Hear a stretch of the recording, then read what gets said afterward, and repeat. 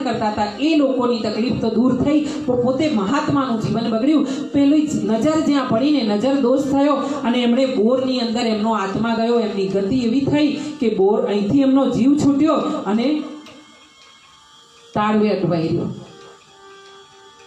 બધા શિષ્યોએ વિચાર કર્યો કે આપણે એમને સમાધિમાં સુવડાવ્યા છે, પણ મને એવું લાગે છે શિષ્યો પણ જે મહાત્માના હોય શિષ્યો તેમને પણ ખબર પડે કે હજુ તો પ્રભુની ગતિ થઈ નથી, કેમ ક્યાં શું તકલીફ થઈ રહી છે। તો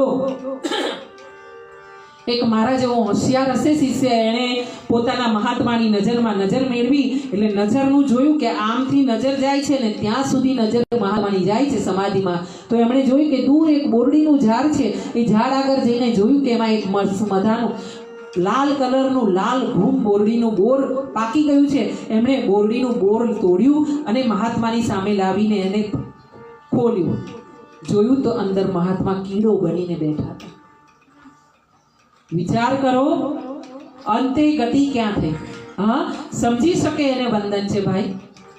महाराज शू थयुं कि महात्मा ने छेल्ला समये बोर जोयुं एटले बोर खावानी इच्छा थई। एमनो त्यांथी आत्मा जे रवाना थयो गते गयो ने ए गते गयो ने ऊपर मोक्ष ना पाम्या आटली सिद्धि छतां पण जईने अटक्यो बोरमा ने बोरमा ए कीड़ो बनीने बोर खाता था। एमनी आखरी इच्छा हती।